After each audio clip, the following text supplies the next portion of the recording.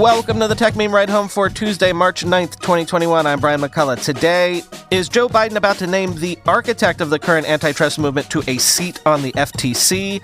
Are other bad actors swooping in to take advantage of the SolarWinds hack? Is Microsoft going to play both sides of the fence with new Surface devices? And why popular YouTubers are suddenly building their own platforms? Here's what you missed today in the world of tech. I said, Friday, with the news of the Tim Wu hire, that who President Biden was hiring to staff the various agencies that would oversee the tech industry was telegraphing a lot in terms of his administration's intentions towards the tech industry. Well, this news is just as suggestive of where things are maybe going. Sources are telling Ryan Lizza at Playbook that President Biden has decided to nominate Lina Khan, a legal scholar championed by anti-big tech activists, to an actual seat on the Federal Trade Commission. That's the commission that okays things like tech mergers, quoting Playbook. Khan would be one of 3 Democratic commissioners at the agency, which oversees privacy, data security, and some antitrust enforcement at a time when it's faced sharp criticism for not doing enough to police major tech firms like Google and Facebook over their privacy practices and past mergers. At age 32, Khan would also be the youngest FTC commissioner ever.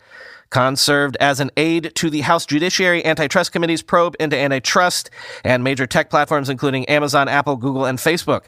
As part of the 16-month investigation, Khan honed in on Google's conduct in the online search market. Before that, she was a fellow at the FTC and argued for the agency to adopt rules that would more clearly spell out when companies violate competition law. While a law student at Yale, Khan authored a groundbreaking paper, Amazon's Antitrust Paradox, exploring how the online retail giant's conduct, particularly its pricing practices, could violate antitrust law, end quote. Yeah, reporting on those hearings, I remember pointing out that it was Khan who was sitting in the staffing seats behind the Congress folks, and I believe we might have attributed some of the better questioning in those hearings to her whispering in people's ears. I know that we shared a profile of Khan as a long read sometime before that. I'll link to that long read again in the show notes today. This is literally the woman who wrote the paper that has redefined how people think about antitrust in a tech platform era. Her key innovation is to shift the thinking around consumer harm away from merely pricing harm. No one can argue that Amazon, say, doesn't offer good pricing and convenience for consumers, but folks like Khan think platforms can also warp the market and harm consumers in other ways. So number one, I think this is hugely impactful in the sense of with Wu and now Khan, this would be the equivalent of making Elizabeth Warren Treasury Secretary if we were on Wall Street, say. And also, I think everyone in tech should consider that any proposed mergers going forward are going to face a higher hurdle than ever before. Khan could potentially literally be a commissioner on the FTC. Quoting one more time, "The addition of Khan and Wu represents a massive shift in philosophy away from the era of Barack Obama, who proudly forged an alliance between the Democratic Party and big tech. At the end of the 2008 presidential campaign, a top Obama advisor marveled that Google's Eric Schmidt, then the company's CEO, had worked so closely with the Obama campaign on its tech infrastructure that the work and advice should have been considered a massive in-kind donation. In office, the Obama White House and Silicon Valley had a symbiotic relationship. The ascendance of Khan and Wu, 2 of the most important intellectuals in the recent progressive antitrust revival, signals a break with that past and hints that Biden is sympathetic to the left's view that Obama's laissez-faire policies helped engender the populist backlash that ended with Donald Trump's election. Adding Khan to the FTC, a move that will likely be greeted with alarm by the tech industry, also suggests that the White House is already laying the groundwork for a second act that will include a big regulatory push once its early legislative agenda runs its course, end quote. Back on the SolarWinds hack beat, SecureWorks says a second threat actor is targeting SolarWinds flaws, and the behavior of this actor allegedly has characteristics that suggest the group is based in China. So essentially, if I'm reading this right, other folks have noticed the lock that was picked in the SolarWinds hack and are helping themselves in the door. Quoting the record, This second group's attacks did not rely on compromising the SolarWinds app update infrastructure, but instead exploited an authentication bypass vulnerability in the SolarWinds Orion API to install web shells on companies' Orion servers. The web shell, codenamed Supernova, acted as a backdoor on Orion IT monitoring platforms, allowing threat actors to access and steal data from companies' internal networks. Reports published at the time by the Cybersecurity and Infrastructure Security Agency, Palo Alto Networks, and GuidePoint Security did not formally link this malware to the threat group behind the SolarWinds supply chain attack, which the U.S. government formally linked to Russia, and described any exploitation as taking place in parallel with the broader and much more intrusive supply chain attack. But in a report published today, cybersecurity firm SecureWorks said it found links between the Supernova malware and attacks carried out last year in August against Zoho Managed Engine servers using a 0-day published on Twitter. SecureWorks says it's tracking this threat actor under the codename of Spiral and that, quote, characteristics of the activity suggest the group is based in China, end quote. Quoting again, similarities between Supernova-related activity in November and activity that CTU researchers analyzed in August suggest that the Spiral threat group was responsible for both intrusions, SecureWorks said today. Characteristics of these intrusions indicate a possible connection to China, end quote. But what SecureWorks did not specifically point out was if the Spiral group has any affiliations with Chinese government-backed cyber operations, or if the group is just your regular run-of-the-mill cybercrime outfit looking to sell access, plunder, or ransom corporate environments, end quote. Leaked documents suggest Microsoft is planning to release the Surface Laptop 4 in both AMD and Intel variants. The AMD models will come with Ryzen 4000 chips, while the Intel models will be 11th gen chips themselves, quoting The Verge. Apart from the chips, it seems like very little is changing between the Laptop 3 and Laptop 4. Here are some other tidbits we've learned from WinFuture's report. There will be 13.5 and 15-inch models available. These are also the models that the Surface Laptop 3 offered. All models have a 3:2 aspect ratio. The resolution of the 13.5-inch device will be 2256 by 1504, and the 15-inch will be 2496 by 1664. These are the same resolutions that the Surface Laptop 3 offered. The 3:2 aspect ratio has been a staple of Microsoft Surface products for a few years now. RAM maxes out at 32 gigabytes, but it looks like if you want that much memory, you'll need to get an Intel model. The AMD configurations only go up to 16 gigabytes. Storage maxes out at 1 terabyte. Similarly, it looks like only the Intel models will offer that much storage. AMD laptops will max out at 512 gigabytes. If these leaks are true, I'm expecting Microsoft will take a similar approach to the Surface Laptop 4 as it did to the Surface Book 3 last spring. That is, bump up the chips with minimal changes to the chassis, end quote. Apple has released iOS 14.4.1 and macOS 11.2.3 to address a WebKit flaw that could allow hackers to run arbitrary code on devices via malicious web content. So this is one of those download this as soon as possible things, quoting Engadget. When you download the updates on your devices, all you'll get is a terse explanation from Apple saying that they're important. However, the support pages spotted by 9to5Mac provide more information. Both updates address a memory corruption issue within WebKit, the engine that powers Apple's Safari browser. The vulnerability, which was discovered by security researchers from Google and Microsoft, may have allowed bad actors to execute code on your devices using maliciously crafted web content. On iOS, you can manually download an update to your iPhone or iPad by opening the Settings app and then tapping General, followed by Software Update. Meanwhile, on macOS, open the Systems Preferences menu and click on Software Update, end quote.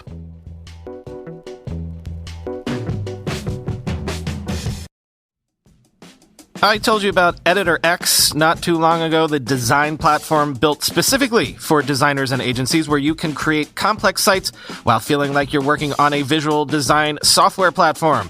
Editor X is a wide workspace where you get total CSS control powered by smooth drag and drop. The canvas is so intuitive it feels like a physical space where you can move things around as you want. You can create custom breakpoints to build unique web experiences for every screen size.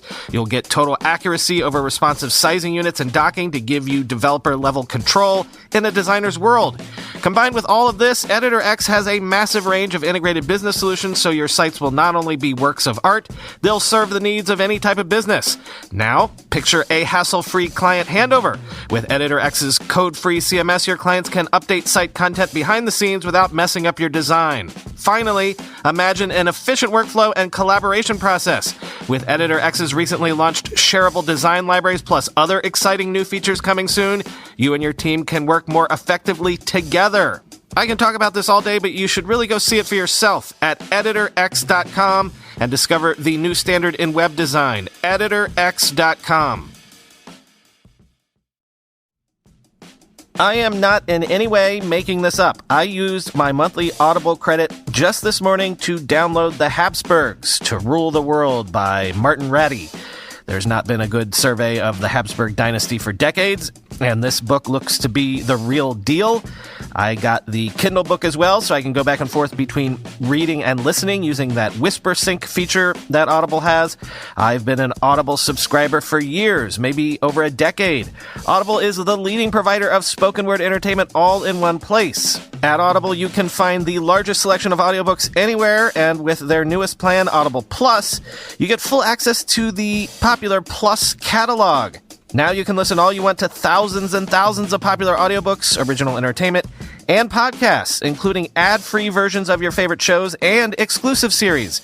You'll also find guided fitness, meditation, and sleep tracks for better rest, all available to download and stream so you can listen anywhere on any device.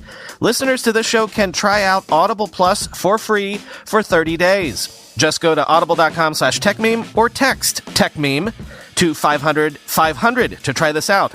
Audible.com/techmeme or text techmeme to 500-500.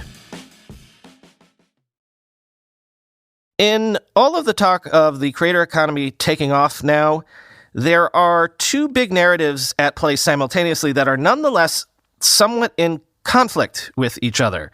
One of the narratives is that creators are taking control of their own destiny to spin up their own businesses. The other narrative is that they are doing so on top of the existing platforms because the platforms have all the distribution and are suddenly in the business of allowing creators to monetize on their platforms.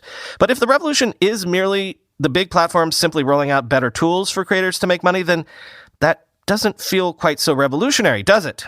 Something, you're not really in control of your own destiny if your business is entirely built on top of someone else's business.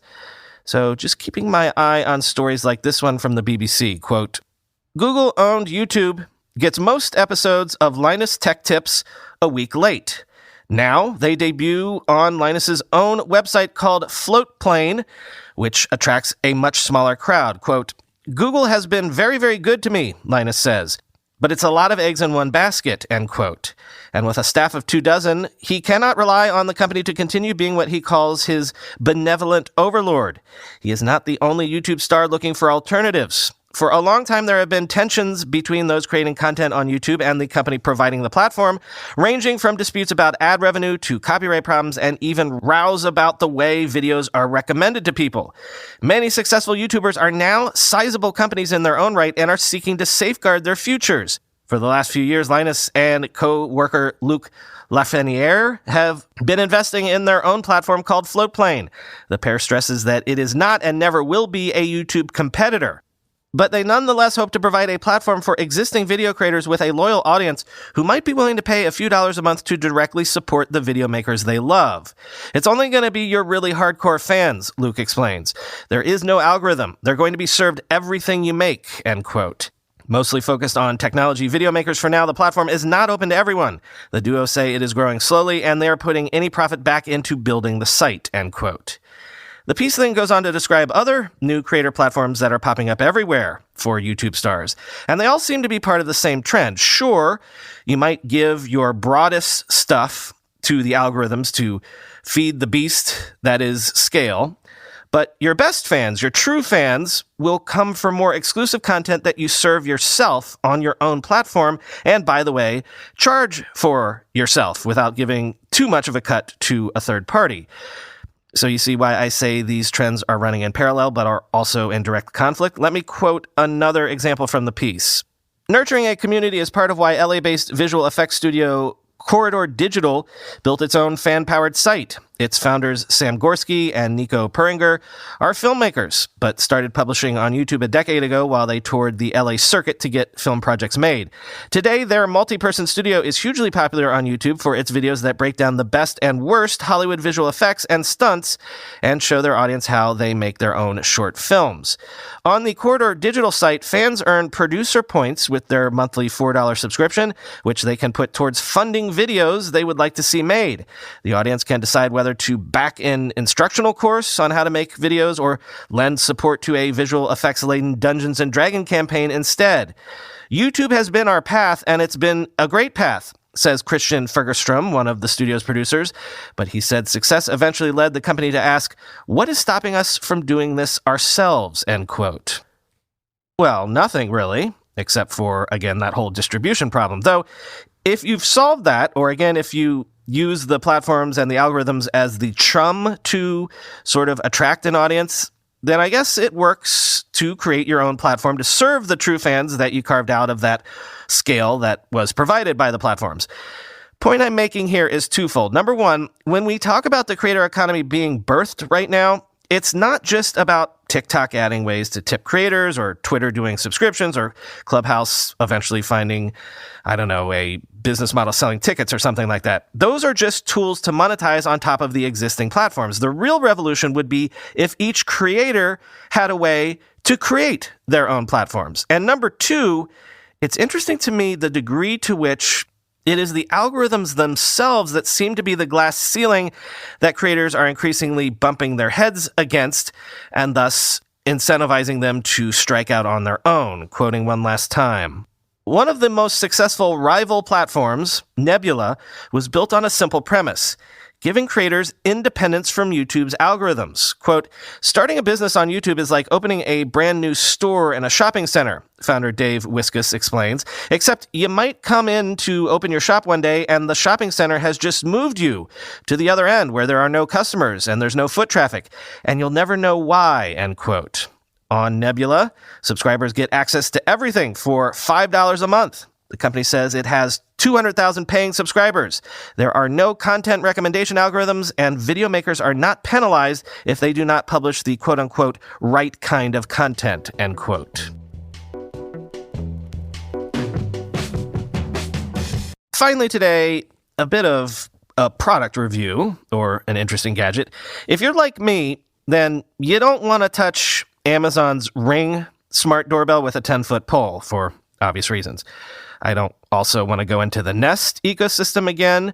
So if you're like me pining away for a smart doorbell that maybe would exist in Apple's theoretically privacy-focused HomeKit ecosystem, say hello to the Circle View doorbell from Logitech. It's apparently the closest thing you can get to an Apple doorbell, apparently for better and worse. The negatives are it only comes in a wired version, no battery. If you're on an Android device, you can't use this thing because you can't view the video feed or even get notifications. It only works on HomeKit, so no Alexa integration, say, or anything like that. And it only comes in black, so no matching your style or decor. But, quoting The Verge, there are obvious advantages if you're okay with the Circle View's limitations. Nothing is ever sent to Logitech's cloud, so you don't have to worry about yet another privacy policy or potential security issues. The video that's stored in iCloud's HomeKit secure video service is end-to-end encrypted, so only you and those you give access to in the Home app can view it. It's about the closest thing you can get in terms of security to local storage for video clips, which, no, the Circle View doesn't support, while still having easy access to them from anywhere you might want to be. You also don't have to worry about police partnerships or unsavory social networks tied to your doorbell's camera, as you might with other devices. The Circle View's privacy features and platform limitations align so closely with the features of products that Apple itself produces that you could almost imagine an Apple logo on the front of the doorbell instead of Logitech's. It's fast, performs the basics very well, and provides a sharp, detailed view of your doorway from your phone. If that's what you've been waiting for from a video doorbell and you're not turned off by its limitations, then the Logitech Circle View is an easy choice, end quote.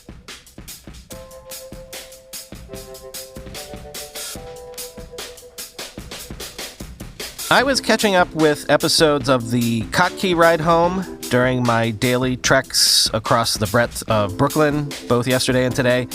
If you're not a listener, if you've never given our sister podcast a chance, you're really missing out because Jack has been killing it lately. He recently did a segment diving into NFTs to specifically ask the question of how they might change how we buy music and movies. Also, did you know that scientists recently came up with a theoretical model that suggests building an actual real-life warp drive might be physically possible? Also, yesterday, Jack dove into the concept of whether or not The Simpsons, which just got renewed for its umpteenth season, might theoretically be able to go on forever if they replace The Simpsons voice cast with AI deep fake voices.